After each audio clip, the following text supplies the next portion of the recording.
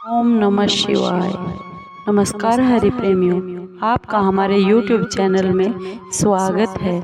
हरि प्रेमियों, कैसे हैं आप? उम्मीद है आप सब अच्छे होंगे। आइए आज का प्रसंग शुरू करते हैं। आज का प्रसंग है सावन मास का महात्म्य अध्याय 6। हरि प्रेमियों, उससे पहले अगर आप हमारे चैनल पर नए हैं तो प्लीज़ चैनल को सब्सक्राइब जरूर कर लीजिए और बेल आइकन को जरूर दबा लीजिए ताकि आप तक हमारे सारे नोटिफिकेशन पहुंच सके। हरि प्रेमियों, आपका एक भी सब्सक्राइब हमारे लिए बेहद मायने रखता है। आइए आज का ये महात्म्य अध्याय 6 सुनते हैं। सोमवार व्रत विधान। सनत कुमार बोले, हे भगवान, मैंने रविवार का हर्षकारक महात्म्य सुन लिया। अब आप श्रावण मास में सोमवार का महात्म्य मुझे बताइए। ईश्वर बोले, हे सनत कुमार, सूर्य मेरा नेत्र है, उसका महात्म्य इतना श्रेष्ठ है तो फिर उमा सहित सोम मेरे नाम वाले उस सोमवार का कहना ही क्या है। उसका जो महात्म्य मेरे लिए वर्णन के योग्य है उसे मैं आपसे कहता हूँ। सोम चंद्रमा का नाम है और यह ब्राह्मणों का राजा है। यज्ञों का साधन भी सोम है। उस सोम के नाम के कारणों को आप सावधान होकर मुझसे सुन लीजिए, क्योंकि यह बात मेरा ही स्वरूप है, अतः इसे सोम कहा गया है। इसलिए यह समस्त राज्य का प्रदाता तथा श्रेष्ठ है। व्रत करने वालों को यह संपूर्ण राज्य का फल देता है। हे विप्र, उसकी विधि सुनिए। मैं आपको विस्तार पूर्वक बता रहा हूँ। 12 महीनों में सोमवार अत्यंत श्रेष्ठ है। उन मासों में यदि सोमवार व्रत करने में असमर्थ हो तो श्रावण मास में इसे जरूर कर लेना चाहिए। इस मास में इस व्रत को करके मनुष्य वर्ष भर के लिए व्रत का फल प्राप्त करता है। श्रावण में शुक्ल पक्ष के प्रथम सोमवार को यह संकल्प करे कि मैं विधिवत इस व्रत को करूंगा या फिर करूंगी। शिव जी मुझ पर प्रसन्न हो जाइए। इस प्रकार चारों सोमवार के दिन, और यदि 5 हो जाए तो उसमें भी प्रातःकाल यही संकल्प करे और रात्रि में शिव का पूजन करे। 16 उपचारों से सायकाल में भी शिव जी की पूजा कीजिए और एकाग्र चित्त होकर इस दिव्य कथा का श्रवण करे। हे सनत कुमार, इस सोमवार की कही जाने वाली विधि को अब मुझसे सुनिए। श्रावण मास के प्रथम सोमवार को इस श्रेष्ठ व्रत को प्रारंभ करे। मनुष्य को चाहिए कि अच्छी तरह स्नान करके पवित्र होकर श्वेत वस्त्र धारण कर ले और काम, क्रोध, अहंकार, द्वेष, निंदा आदि का परित्याग करके मालती, मल्लिका आदि सफेद फूलों को लाए। इनके अतिरिक्त अन्य विविध पुष्पों से तथा अभिष्ट पूजनों उपचारों के द्वारा त्र्यंबक इस मूल मंत्र से शिवजी की पूजा करें।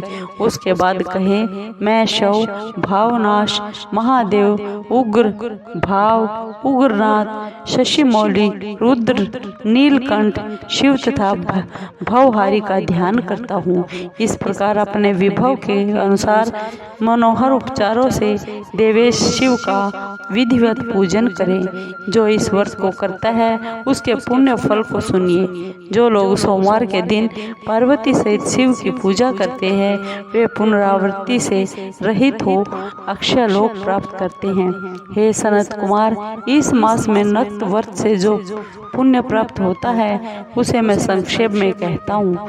देवताओं तथा दानवों से भी अभेद्य 7 जन्मों का अर्जित पाप नक्त भोजन से नष्ट हो जाता है। इसमें संदेह नहीं करना चाहिए। अथवा इस अत्युत्तम व्रत को उपवास पूर्वक कीजिए। इसे करने से पुत्र की इच्छा रखने वाले मनुष्य पुत्र प्राप्त करता है और धन चाहने वाला धन प्राप्त करता है। वह जिस अभिष्ट की कामना करता है उसे वही मिल जाता है। इस लोक में दीर्घकालिक वांछित सुखों उपभोगों को भोग कर अंत में श्रेष्ठ विमान पर आरूढ़ होकर वह रुद्र लोक में प्रतिष्ठा प्राप्त करता है। चित्त चंचल है, धन चंचल है और जीवन भी चंचल है। ऐसा समझकर प्रयत्न पूर्वक व्रत का उद्यापन करना चाहिए। चांदी के वृषभ पर विराजमान सुवर्ण निर्मित शिव तथा पार्वती जी की प्रतिमा अपने सामर्थ्य के अनुसार बनानी चाहिए। इसमें धन की कृपणता नहीं करनी चाहिए।